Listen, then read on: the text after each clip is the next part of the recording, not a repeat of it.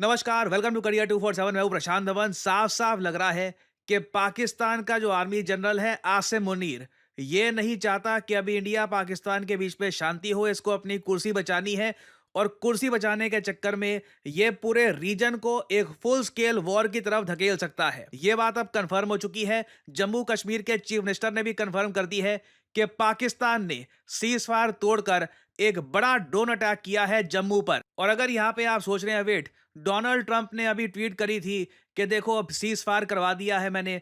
मैं एक बात यहां पर बोलना चाहूंगा, ये जो वर्ड है सीज फायर, ये यूएस यूज कर रहा है, मगर एक बात नोट करना, पाकिस्तान के प्रधानमंत्री ने ये जो वर्ड है सीज फायर, ये कहीं पर यूज नहीं किया। शहबाज शरीफ ने ट्वीट करी, बोला थैंक यू प्रेसिडेंट ट्रंप, आपने रोल प्ले किया अपना, मगर इस पूरी ट्वीट में देख लो सीज फायर वर्ड आपको कहीं नहीं मिलेगा। इंटरेस्टिंगली, डॉक्टर एस जयशंकर ने भी जब इसके बारे में लिखा तो इन्होंने कहा कि अभी हमारी बस अंडरस्टैंडिंग थोड़ी बहुत बैठी है। सीज फायर वर्ड का यूज आपको भारत सरकार में कहीं नहीं मिलेगा। हम लोगों ने यही कहा है कि बस एक अंडरस्टैंडिंग है कि अभी के लिए शांति रखते हैं, बट क्लियरली पाकिस्तान शांति यहां पर चाहता नहीं है। जो विजुअल्स आए हैं जम्मू से, ये मैं आपको दिखाना चाहता हूं। इधर आप देख पाओगे जम्मू कश्मीर के चीफ मिनिस्टर उमर अब्दुल्ला ये कह रहे हैं, this is no ceasefire. Ceasefire ये नहीं होता। The air defence units in the middle of Srinagar just opened up. फिर से इजराइल गाजा आयरन डोम जैसे दृश्य देखने को मिल रहे हैं श्रीनगर में। हमारा मिसाइल डिफेंस सिस्टम अभी फायरिंग स्टार्ट कर देगा पाकिस्तानी ड्रोन्स के अगेंस्ट। ये हमारा एयर डिफेंस सिस्टम एक्टिवेट हो चुका है।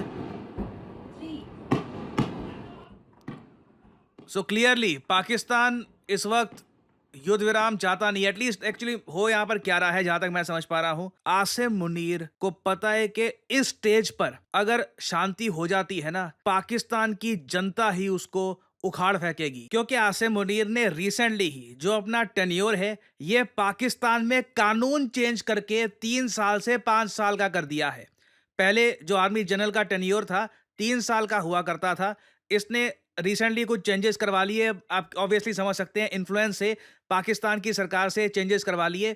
अब पाकिस्तान का ये आर्मी चीफ रहेगा 2027 तक। और raw research and analysis wing के जो पूर्व चीफ रह चुके हैं, उन्होंने एक बात नोट करी है, इतिहास पढ़ लो। जब भी आर्मी चीफ के जो टेन्योर हैं ये एक्सटेंड किए गए हैं ना, तो प्राइम मिनिस्टर को ये फिर हटा देते हैं और कुछ ना कुछ तख्ता पलट हो जाता है। बताया जा रहा है आसिम मुनीर का प्लान ये है कि ये जनरल परवेज मुशर्रफ की तरह हो सकता है, प्रेसिडेंट आर्मी चीफ टाइप का बन जाए कि पीएम को भी हटा लिया, सरकार पे भी कब्जा कर लिया, यही सरकार है, यही मिलिट्री है, he will be the most powerful man in Pakistan. और उसके बाद 2027 के भी आगे ये चाहता है कि ये पाकिस्तान में पावर में रहे। ऑब्वियसली आप समझ सकते हैं, इंडिया से इतनी बुरी तरीके से मार खाने के बाद ये लंबे समय तक पावर में नहीं रह पाएगा। अभी रिसेंटली रिपोर्ट्स आ रही थी कि आसिम मुनीर के आसपास के जनरल्स ही हो सकता है इसके अगेंस्ट कू कर दे। तो इसको पता है कि अभी कुछ करना पड़ेगा, इसको कुछ, इसको एक, आप कह लीजिए, अपनी जनता के सामने परोसना होगा कि देखो मैंने ये कर दिया।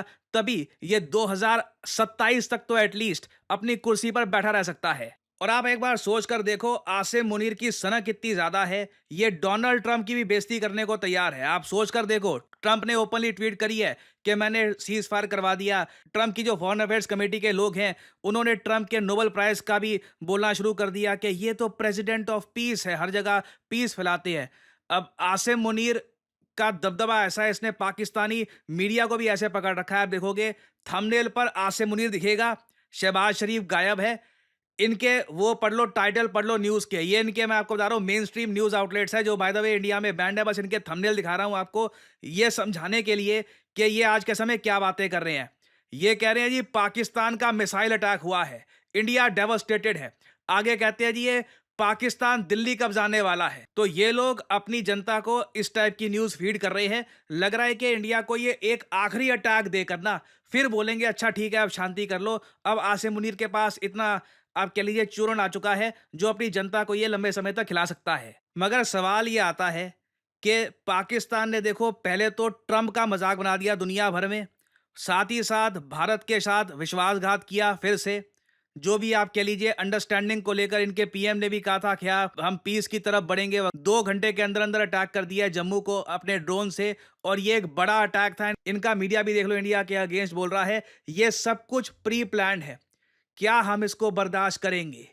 मैं पहले भी कहता आया था, आई थिंक हम सब लोग कह रहे हैं, हम सब लोग लिटरली गुहार कर रहे हैं सरकार से, ये एक गोल्डन अपॉर्चुनिटी है, इसको जाने मत दो। और प्रॉब्लम ये है कि आसिम मुनीर जैसा संघीय आदमी एक तरफ वहां पे है, पीएम मोदी के सामने जो डिसीजन है वो आसान नहीं है। मैं आपको ये बता दूं, जब पाकिस्तान भारत पे ड्रोन अटैक करता है ना, उसके बाद ये कमर्शियल फ्लाइट्स उड़ानी स्टार्ट कर देते हैं अपने देश में। पता है क्यों? ताकि भारत जब रिटेलिएट करे ना, तो गलती से एक मिसाइल या फिर एक अटैक कहीं पर इनकी कमर्शियल फ्लाइट में हो जाए, इनोसेंट लोग मारे जाएं, फिर पाकिस्तान इंडिया को ब्लेम करना स्टार्ट कर देगा, देखो हमारे कमर्शियल फ्लाइट को इंडिया ने डुबा दिया। इतना ईवल कंट्री है, इतना ईवल इनका आज के समय डिक्टेटर है आसिम मुनीर। शहबाज शरीफ वगैरह आप सब लोग जानते हैं पपेट है। आसिम मुनीर का मन करेगा इन सबको प्लेन में बिठाकर लंदन भेज सकता है, नवाज शरीफ वगैरह सबको निकाल सकता है। आसिम मुनीर आज के समय सब कुछ कंट्रोल कर रहा है। And we need to decide कितना आगे तक जाना चाहते हैं। Do we want a full scale war? मुझे अजीत डोभाल साहब की एक वीडियो याद आ रही है आज के समय ना। ये कई साल पुरानी वीडियो है डोभाल साहब की। यहां पर ये वीडियो की स्टार्टिंग में कहेंगे कि पाकिस्तानी तो कहते हैं कि हम तो है ही फिदाइन, न्यूक्लियर वॉर होगी तो हमको कोई डर नहीं है। भारत को मन बनाना होगा कि तैयार हो कि एक न्यूक्लियर वेपन वाले कंट्री से लड़ने में। ये जो क्लिप है मैं कहूंगा बहुत इंपॉर्टेंट है। जब हम कहते हैं ना कि फुल स्केल वॉर, ये शब्द हमको याद रखने होंगे। 30 सेकंड की क्लिप है, ये देखना। है हम तो हैं ही फिदाइन, तो हमारा पूरा देश फिदाइन हो जाएगा। हम तो न्यूक्लियर वार के लिए तैयार हैं। अगर इंडिया कन्वेंशनल वार या इससे बाहर की हमारे को रिटेलिएट करता है, अगर हिंदुस्तान ये मन बना ले कि ये भी एक ब्लफ है, पाकिस्तान किसी भी न्यूक्लियर वॉर में के बाद पाकिस्तान राष्ट्र नहीं रहेगा, भारत फिर भी रहेगा। अगर कुछ नुकसान हुआ भी तो जितने बचेंगे वो फिर भी इतने काफी होंगे कि दुनिया के ऊपर में अपनी उसको ना। ये शब्द बहुत भारी है और जब हम सोचते हैं ना इसके बारे में, तब वजन महसूस होता है एक फुल स्केल वॉर का। कि अपने प्रधानमंत्री जी को हम जब बोले कि फुल स्केल वॉर कर दो, जिसकी एक बहुत बड़ी पॉसिबिलिटी है कि फिर बात न्यूक्लियर की तरफ जाएगी, क्योंकि पाकिस्तान के पास इतनी कन्वेंशनल मिलिट्री में पावर बची नहीं है। ये पिछले 3-4 दिनों में इनका फ्यूल, इनके एमिनेशन का क्या हाल है दुनिया को पता लग गया आज के समय। तो ये बात हमको सोचनी होगी कि क्या हम तैयार हैं उस चीज़ के लिए कि कल को अगर मान लो पाकिस्तान यूज़ कर देता है न्यूक्लियर वेपन्स, हमें जो नुकसान होगा, क्या वो हम we are okay with that? Obviously एक बार को हम ये कहेंगे हमारा मिसाइल डिफेंस सिस्टम है, रोक लेंगे वगैरह, मगर फिर भी एक खतरा बहुत बड़ा है। भारत को भी एक बड़ी आबादी का लॉस यहाँ पे हो सकता है। So this is something we need to think about. हम लोग काफी बार आज की सिचुएशन को कंपेयर करते हैं 1971 वॉर से। 1971 वॉर में इंदिरा गांधी जी ने कमाल का काम किया था, सैम मानेकशॉ साहब ने कमाल का काम किया था। बांग्लादेश एक जो कंट्री आज के समय बना हुआ है, उसी वॉर का नतीजा है। बिल्कुल पाकिस्तान को हमने तोड़ के अलग कर दिया था, बट उस वक्त दो चीजें अलग थी। पाकिस्तान के पास न्यूक्लियर वेपन नहीं थे। दूसरी बात, इंडिया और पाकिस्तान की इकोनॉमीज में इतना फर्क नहीं था।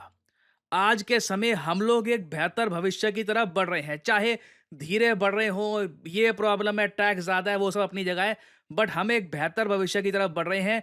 पाकिस्तान रिवर्स गियर में जा रहा है। तो ये सब सवाल देखो हमें सोचने होंगे। और आई थिंक पीएम मोदी भी आज के समय इन्हीं डिसीजंस के साथ एक सोल्यूशन निकालने की कोशिश कर रहे होंगे कि क्या करूं, क्या फुल स्केल वॉर कर दूं पाकिस्तान के साथ? जो होगा देखा जाएगा।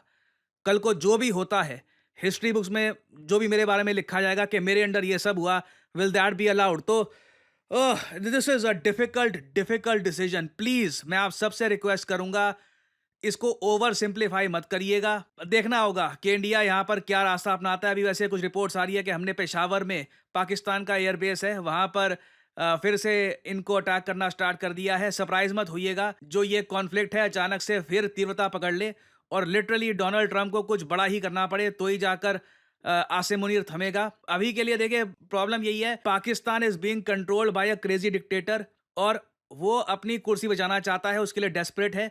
और इतिहास पढ़ लो, ऐसे डिक्टेटर बहुत ही डेंजरस होते हैं, काफ़ी बार पूरे रीजन को डुबाते हैं।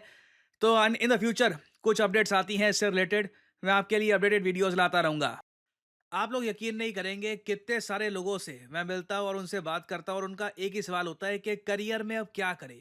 यू नो व्हाट, मुझे मैथमेटिक्स इतना अच्छा लगता नहीं है, कोडिंग वगैरह सीखने में मेरा मन नहीं लगता, मुझे कुछ और एक मतलब क्रिएटिव जॉब जहाँ पे मैं अर्ली स्टार्ट कर सकूँ, वैसा कुछ सजेस्ट करिए। वेल, मैं यहाँ पे आपको बताना चाहता हूँ डिजिटल मार्केटिंग के बारे में।